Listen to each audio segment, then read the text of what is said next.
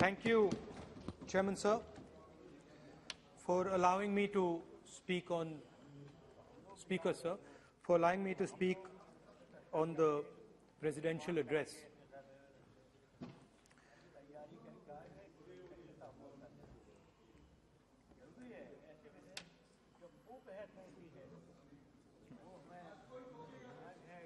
Thank you for allowing me to speak.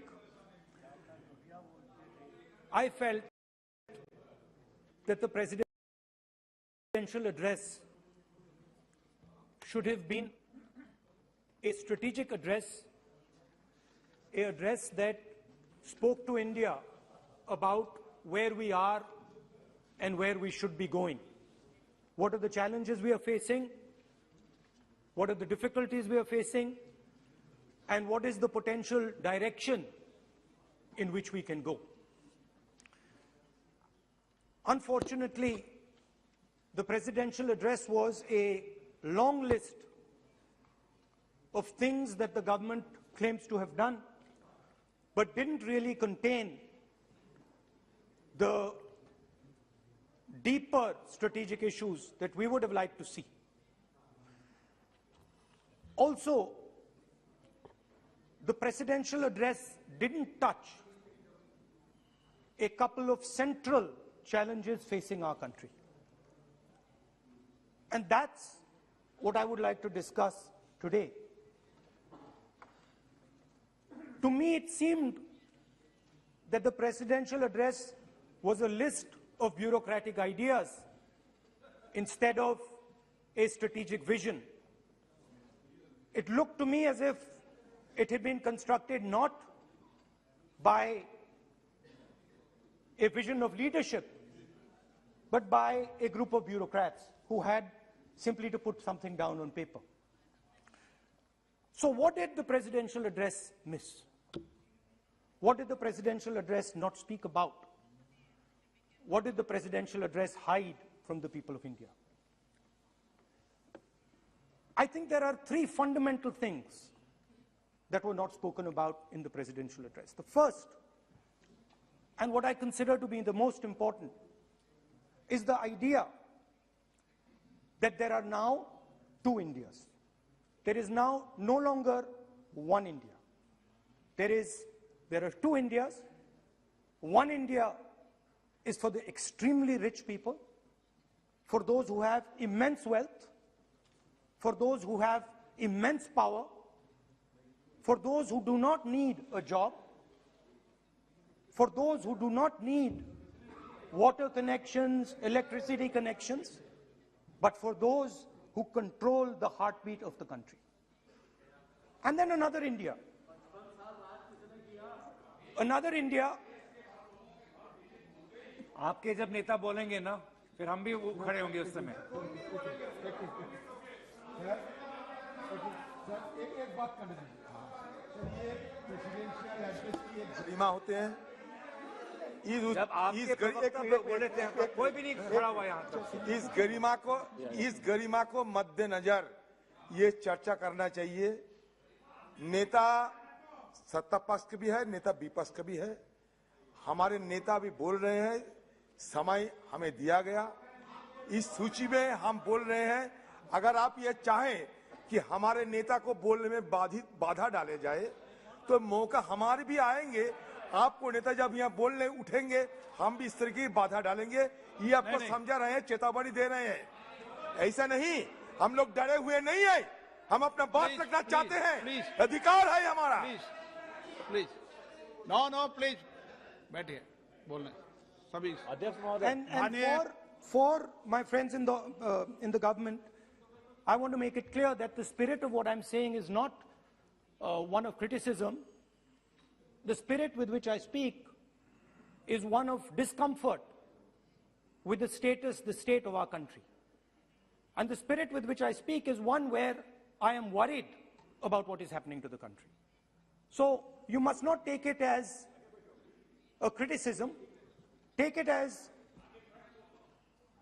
a citizen of the country who is concerned about what is going on. धन्यवाद। तो दो हिंदुस्तान बन रहे हैं, एक अमीरों का हिंदुस्तान और दूसरा गरीबों का हिंदुस्तान। और इन दो हिंदुस्तानों के बीच में खाई बढ़ती जा रही है। आपने अभी देखा होगा, अभी दो स्पीकर्स ने बात की, मगर आपने यह नहीं कहा कि रोजगार ढूंढने के लिए उत्तर प्रदेश में, बिहार में रेलवे की नौकरी के लिए वहां पे युवाओं ने क्या किया और क्या हुआ, इसके बारे में आपने नहीं बोला। गरीब हिंदुस्तान के पास आज रोजगार नहीं है। प्रेसिडेंशियल एड्रेस में बेरोजगारी के बारे में एक शब्द नहीं था। और पूरे हिंदुस्तान में आज हिंदुस्तान का युवा रोजगार ढूंढ रहा है। हर स्टेट में, उत्तर प्रदेश, बिहार, सब जगह हिंदुस्तान का युवा एक ही चीज मांग रहा है, रोजगार हमें दे दो। और आपकी सरकार नहीं दे पा रही। आपको मैं आंकड़ा देना चाहता हूं। इस पिछले साल 3 करोड़ युवा रोजगार खोए हैं। आप बात करते हो रोजगार देने की। 2021 में 3 करोड़ युवा रोजगार खोए हैं। 50 साल से सबसे ज्यादा बेरोजगारी आज हिंदुस्तान में है। आपने मेक इन इंडिया की बात की, स्टार्टअप इंडिया की बात की, मगर जो रोजगार हमें, हमारे युवाओं को मिलना चाहिए, वो नहीं मिला, और जो था वो गायब हो गया। और ये सच्चाई है, और इस सच्चाई को आप भी पहचानते हो, क्योंकि आपने भी अपने भाषणों में रोजगार के बारे में कुछ नहीं कहा। कितना रोजगार पैदा किया गया है, किस प्रकार किया गया है, उसके बारे में आपने नहीं बोला। और आप बोल भी नहीं पाएंगे, क्योंकि अगर आप बोलेंगे तो हिंदुस्तान का युवा आपकी ओर देख के कहेगा कि ये मजाक कर रहे हैं। तो ये स्थिति पैदा कैसे हुई? ये दो हिंदुस्तान पैदा कैसे हुए?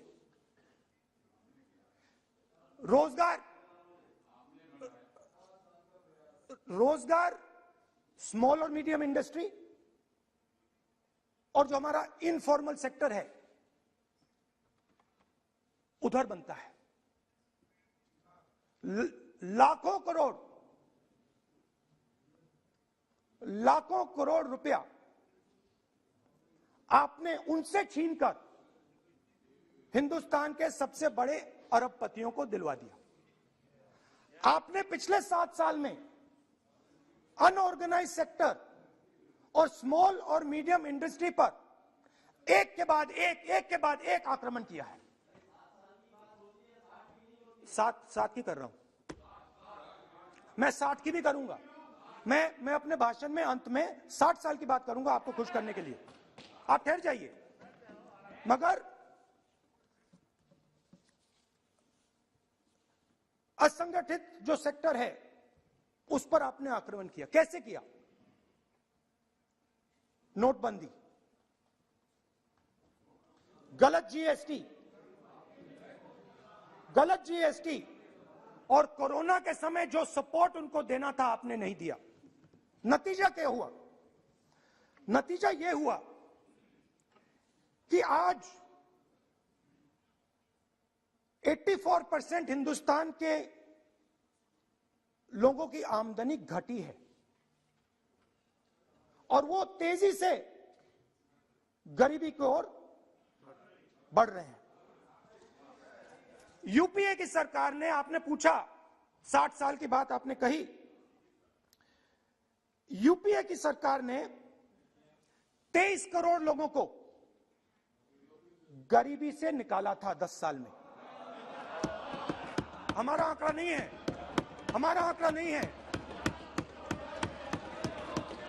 हमारा आंकड़ा नहीं है। सब जानते हैं। आप हंसिए, हमारा आंकड़ा नहीं है, यह सच्चा आंकड़ा है। 27 करोड़ लोगों को हमने गरीबी से निकाला था और 23 करोड़ लोगों को आपने गरीबी में वापस डाल दिया।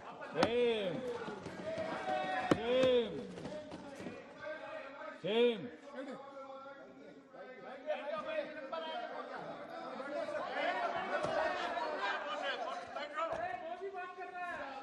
और हो क्या रहा है, फॉर्मल सेक्टर में मोनोपोलीज बन रही हैं। किसी भी आप सेक्टर में देखिए, और सबसे दो मोनोपोलिस्ट के बारे में थोड़ा सा बोलूंगा। उसको वो कोरोना के समय अलग अलग वेरिएंट्स आते हैं ना, डेल्टा, ओमिक्रॉन, वो AA वेरिएंट है। और वो पूरा का पूरा हिंदुस्तान की जो अर्थव्यवस्था है उसके अंदर फैल रहा है।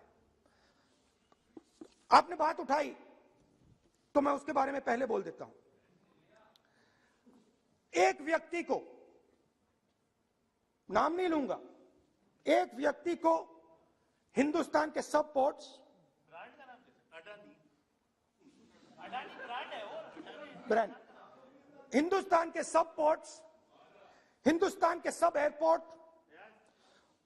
Power, transmission, mining, green energy, gas distribution, edible oil, जो भी हिंदुस्तान में होता है उधर अदानी जी दिखाई देते हैं।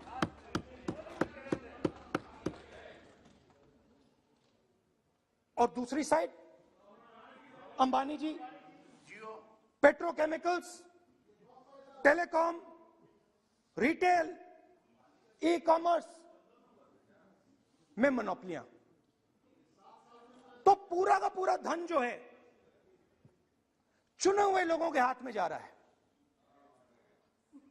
और आपने जो असंगठित सेक्टर को खत्म किया, देखिए अगर आप इनफॉर्मल सेक्टर को खत्म कर देते और मैन्युफैक्चरिंग जॉब्स आप क्रिएट कर देते तो फिर इतनी प्रॉब्लम नहीं आती, फिर दो हिंदुस्तान नहीं बनते। मगर आपने क्या किया, आपने असंगठित सेक्टर को खत्म कर दिया। नोटबंदी, जीएसटी, कोरोना, सारे के सारे जो स्मॉल और मीडियम बिजनेसेस हैं उनको आपने बंद कर दिया। बोलने दीजिए, सारे के सारे जो स्मॉल एंड मीडियम इंडस्ट्री है आपने उसको खत्म कर दिया, नष्ट कर दिया। अगर आप उनकी मदद करते और अगर आप उनकी मदद करते, उनको सपोर्ट देते, तो फिर मैन्युफैक्चरिंग सेक्टर तैयार हो सकता था। मगर जो लोग आपका मैन्युफैक्चरिंग सेक्टर बना सकते थे उनको आपने खत्म कर दिया। तो आज हिंदुस्तान में आप मेड इन इंडिया की बात करते रहते हो। मेड इन इंडिया हो ही नहीं सकता। आज बात खत्म हो गई है, क्योंकि मेड इन इंडिया वाले हैं कौन?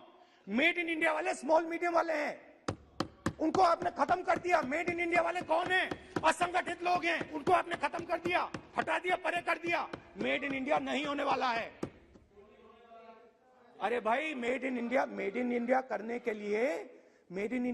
के लिए स्मॉल और मीडियम इंडस्ट्री को ही बड़ा करना पड़ेगा। बिना स्मॉल और मीडियम इंडस्ट्री को सपोर्ट दिए मेड इन इंडिया हो ही नहीं सकता है।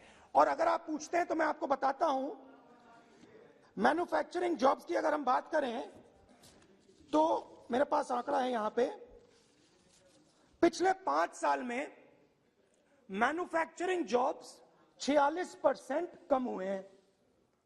46% drop in manufacturing jobs in India. Why? Because you have destroyed the unorganized sector. Why? Because you have destroyed MSMEs. That is why you are focusing completely on 5 or 10 people. I don't have a problem with that. I don't have a problem with big industry. Focus on them.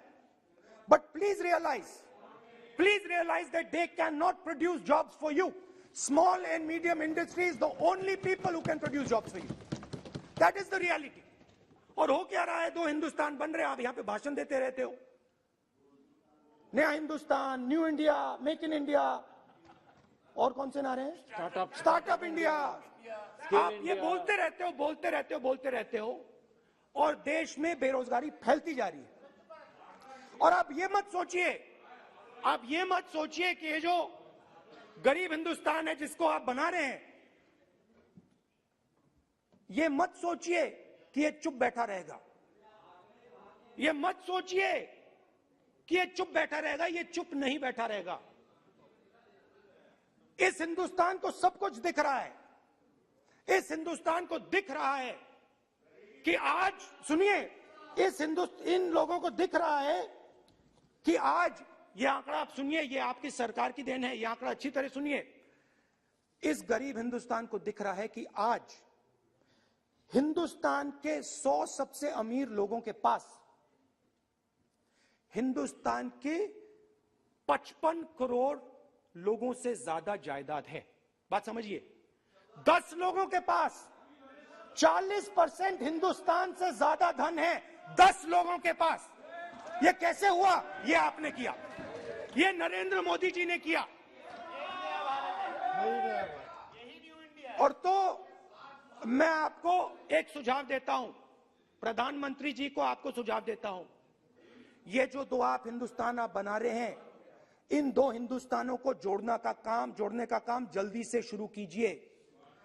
Small and medium industries की मदद करना शुरू कीजिए।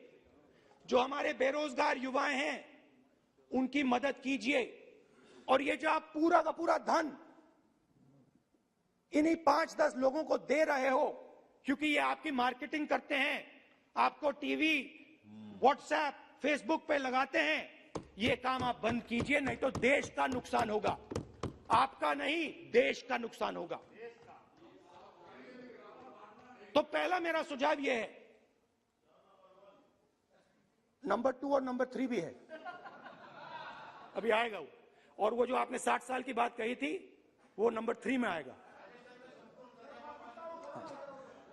Now, I'd like to speak.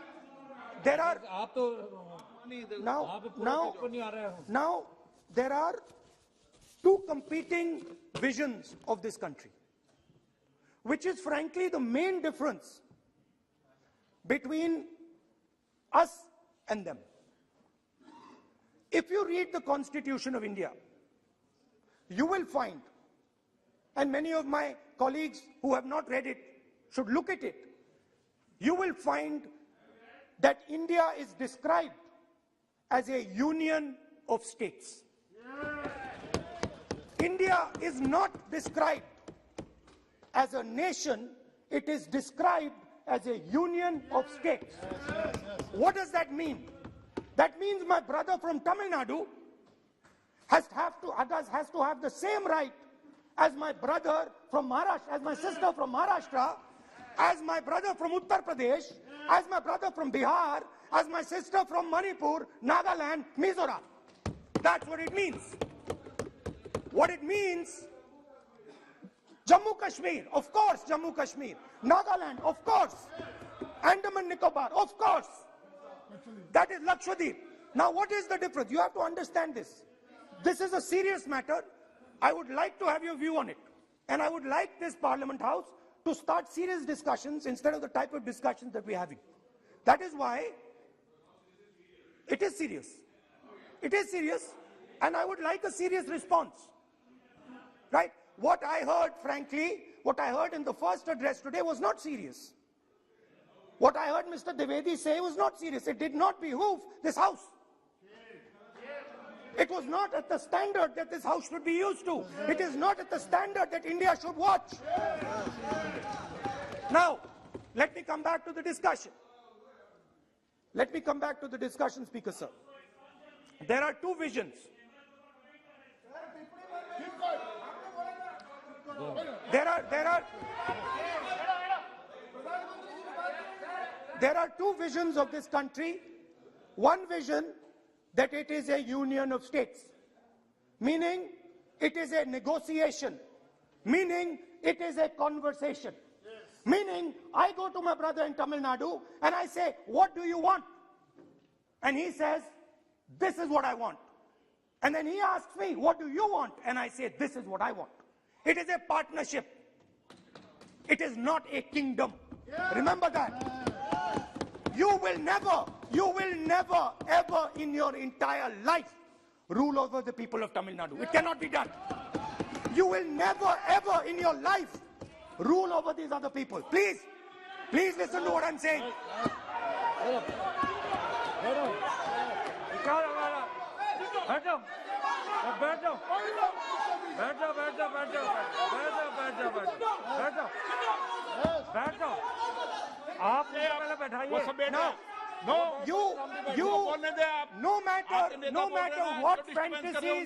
No matter what fantasies you might have, you will never ever rule over the people of the states of India.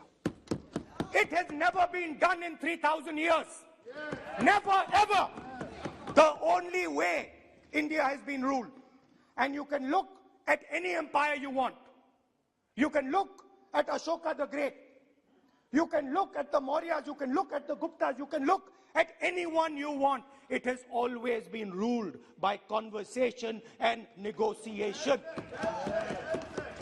Now, what is the problem? The problem is you people are confused. The problem is you people think that these languages, these cultures, these histories, you think that you can suppress them. You have no idea of history. You have no idea what you are dealing with. Because the people of Tamil Nadu have inside their heart the idea of Tamil Nadu, the idea of the Tamil language, and then also the idea of India. Do not be confused. The people of Kerala have the idea of, I am telling you the truth. The people of Kerala have a culture. I'm now a member of Parliament of Kerala. I understand it slightly better. They have a culture, they have a dignity, they have a history. The people, like the gentleman said, the people of Rajasthan have a culture, have a history, have a tradition, have a language. They have a way of life. This is like a bouquet of flowers. This is our strength. I learn from the people of Tamil Nadu. I learn from the people of Rajasthan. I learn even from you. Every day I learn from you. I do. It's not funny. It's not funny. I learn from you. Right? It's not funny. Anyway, there is another vision. A vision that India can be ruled by a stick from the center. You people have no idea of history. Because every time it has been attempted, that stick has been broken and smashed.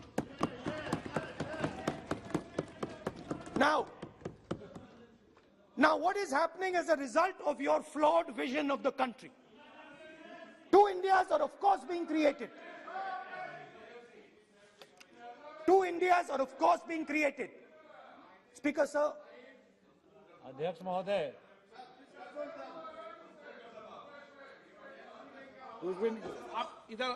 So what is happening?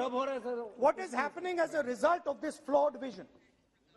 Two Indias, उस पे भी बोलता हूं, उस पे भी बोल देता हूं, मैं उस पे भी बोल देता हूं, मैं इमरजेंसी में भी बोल देता हूं, कोई प्रॉब्लम नहीं है, मैं बोलने से नहीं डरता हूं, आप उनका मैं डरता नहीं, मैं बोलने से आप anyway. So there are two visions. One is a union of states, union of languages, union of cultures, a bouquet of beautiful flowers that can challenge any power in the world. No power in the world has ever been able to challenge this bouquet of flowers. Now, there is another vision, a centralizing vision, the vision of a king, the idea of a king, which the Congress removed in 1947. We smashed that idea of a king. Now that idea of a king has come back. That there is a king, a Shahin Shah, a ruler of rulers, a master of masters. Now what is happening? Now, Speaker Sir, what is happening? आप बीच में मत बोलिए. Now, Speaker. No, सबको. Now, Speaker Sir, what is happening as a result of this flawed vision? What is happening is that the instruments of the conversation between our states, the instruments of the conversation between our peoples, what we call the institutions of our country, are being attacked and captured by one idea. So, for example, today, the idea of Tamil Nadu is excluded from Indian institutions. They can keep coming to you again and again and again and again and saying need, and you will say no, get out of here. Right? They do not have a voice in your framework. The farmers of Punjab can stand up and say we do not agree with these 3 laws. They do not have a voice in your framework. Only the king has the voice. The farmers can sit for 1 year. They can sit for 1 year outside in Corona. They can die, doesn't matter. The king does not agree. You do not listen to anybody. And even all of you, my dear brothers and sisters in the BJP,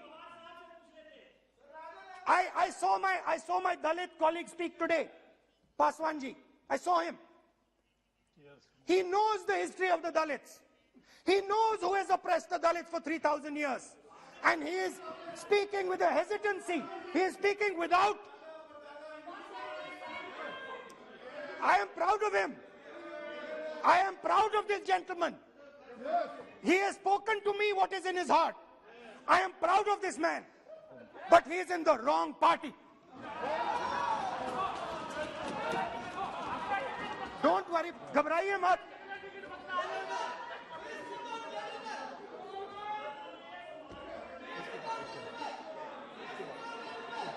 नहीं, बीच में नहीं. लोग बीच में थोड़ी बोलेंगे. बाद में. No. Look, Speaker sir, I am a democratic person. I will allow him to speak. ये सुनो एक मिनट. ये आप किसी को इजाजत नहीं दे सकते. ये अधिकार मेरा है. प्लीज बैठ जाइए.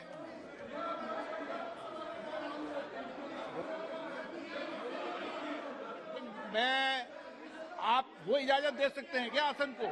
वो इजाजत देने का अधिकार नहीं है. ये अधिकार आसन का है. किसको इजाजत देंगे, किसको नहीं इजाजत देंगे? माननीय राहुल गांधी, प्लीज बैठ जाइए.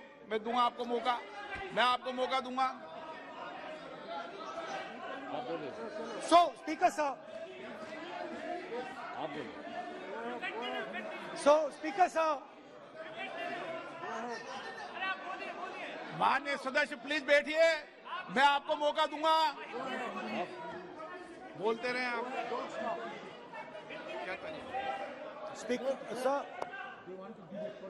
Speaker sir. So this confused ideology, this confused understanding of the nation of India is playing havoc with this country. And I'll give you examples. The judiciary, the election commission, Pegasus. These are all instruments of destroying the voice of the Union of States. When you apply Pegasus on an Indian politician, when the Prime Minister personally goes to Israel and authorizes the use of Pegasus in India, He is attacking the people of Tamil Nadu. He's attacking the people of Assam. He's attacking the people of Kerala. He's attacking the people of Bengal. एक minute, point of order. 52(1).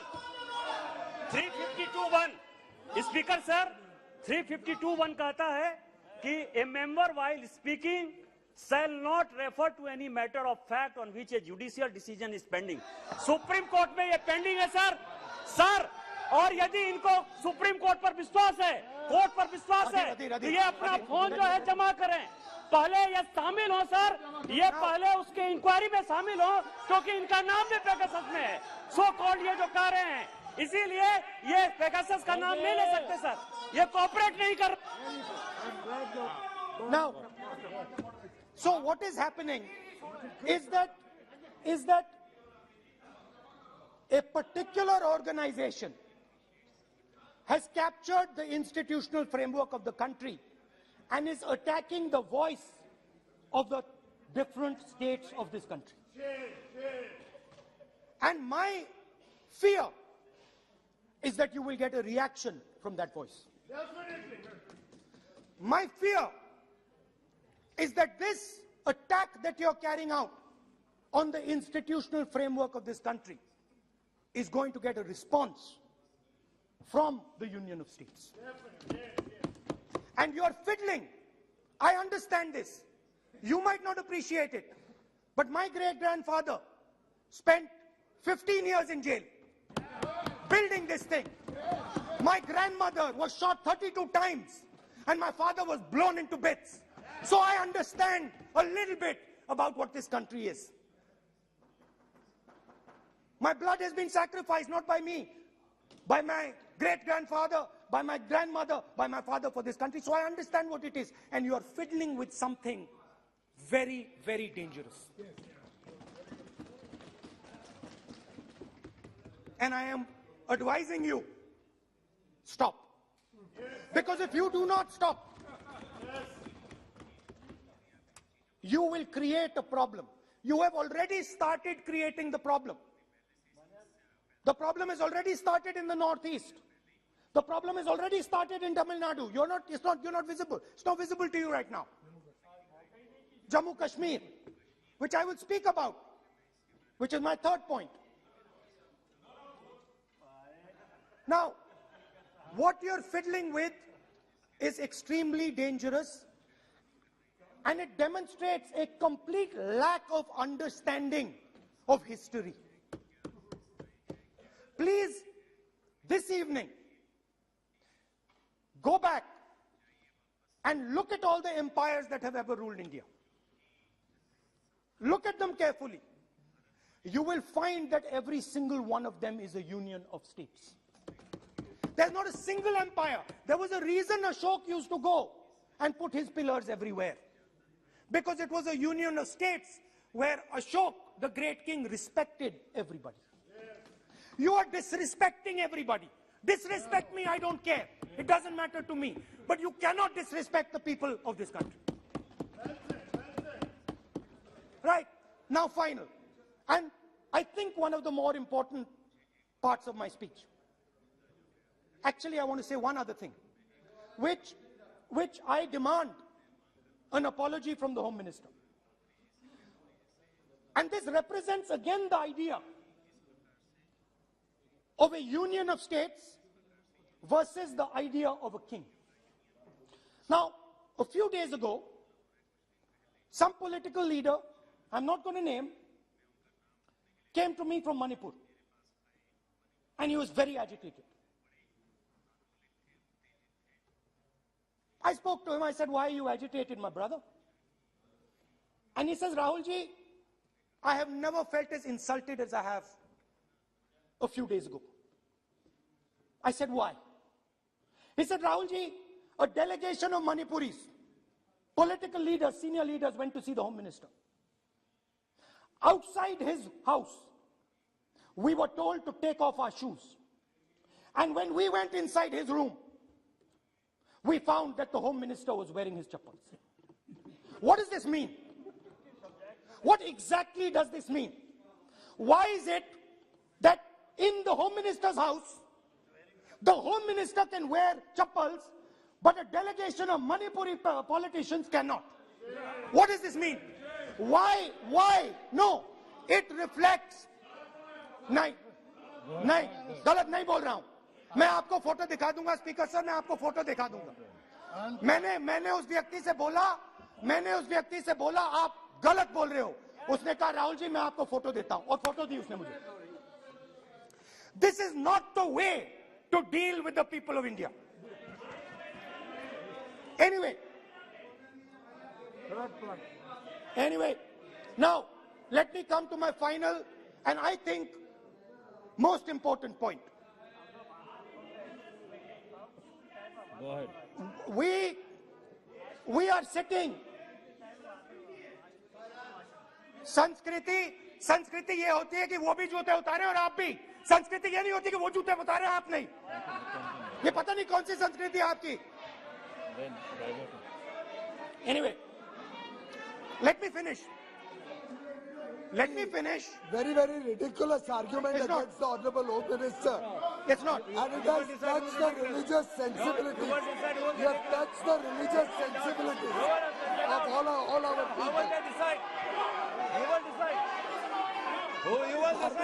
हमारी धार्मिक परंपराओं पर ऐसी टिप्पणियां कर सकते हैं क्या?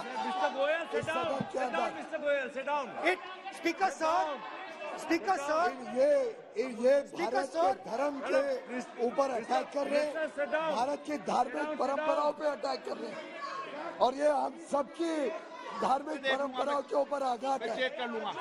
हमारे घर में भी यही है परिस्थिति. Speaker sir, it reflects a mentality. It reflects a sense that I am bigger than you. You are nobody, I am everybody. That is why I will wear my shoes and you will not. Anyway, going back to the main point. Now, and the final most important point. My understanding is that the RSS and the BJP is playing with the foundations of our country. And they are weakening the foundations of our country. They are weakening the links between our people. They are weakening the links between our languages. Now, they have further weakened the country. They have further weakened the country by ensuring that not a single Indian youngster can get a job. So today, unlike a decade ago, 15 years ago, India is weak. Ask yourselves why you were not able to get a guest on Republic Day. Ask yourself that question. Don't look surprised. Ask yourself that question. What is happening is that India today is completely isolated. We are completely isolated and surrounded. We are surrounded in Sri Lanka, Nepal, Burma, Pakistan, Afghanistan, China, everywhere we are surrounded. And our opponents understand our position. Please let me speak, because I'm saying something very serious, right? I'm saying something very serious. Let me say it. We have been weakened. The conversation between our people is not taking place. Our institutions are under attack, and we are completely surrounded. The Chinese have a very clear vision of what they want to do. They are very, very clear about what they want to do. And one second, please. The single biggest, you can ask anybody who understands, the single biggest strategic goal of India's foreign policy has been to keep Pakistan and China separate. This is fundamental for India. And what you have done what you have done is you have brought them together. Today, do not be under any illusion. Do not underestimate the force that is standing in front of you. Do not underestimate the power that stands in front of us. Do not underestimate it. You have brought Pakistan and China together, and this is the single biggest crime that you could commit against the people of India. China has a clear vision, and I can clearly see, without any confusion in my mind, that China has a plan. China has a plan.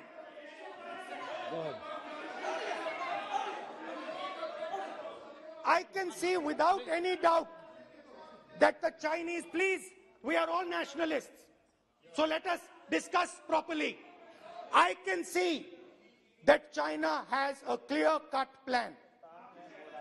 The foundations of their plan have been put in place in Doklam and in Ladakh. Do not underestimate what we are facing. This is a very, very serious threat to the Indian nation. This is a very, very serious threat to the Indian nation. We have made huge strategic mistakes in Jammu and Kashmir. We have made huge strategic mistakes in our foreign policy. And if we do not correct those mistakes, what are the mistakes? I have just told you. You have brought China and Pakistan together. You have brought China and Pakistan together. You have taken the concept of two different fronts and converted it into one unified front. And by the way, in case you haven't realized it, in case you haven't understood what's going on, it is very clear that the Chinese and the Pakistanis are planning. Look at the weapons that they are buying. Look at their activity. Look at the way they are talking. Look at who they are speaking to. I am clearly stating in the House of Parliament that we have made a massive blunder, and we need to make sure, absolutely sure, that we can defend ourselves against the Chinese. Please remember what I'm saying, because the Chinese will act. Remember what I'm saying, and remember that you will be responsible for anything that happens. That is why it is important that as a nation, we start this conversation. It is important as a nation that you listen to what we say, because we have experience, we have understanding. You might not think so, but we have people on this side who understand these things, have great understanding. Use us. Use us. I can see that some of you are understanding what I'm saying. I'm happy. I'm happy. I can see. So these are the 3 points I wanted to make today. The nation is now at risk.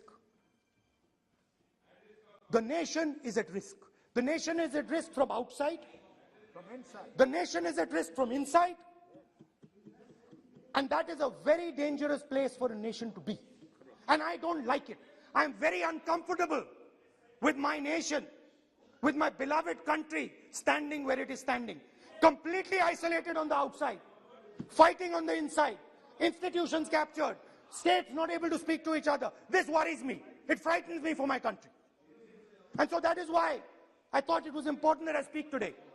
I know that many of you will just rubbish what I'm saying. I understand it. That's what you've been told to do. And I'm happy to let you do it. But remember what I said. You are putting this nation, this wonderful nation and its people at huge risk. Stop. Thank you. Please,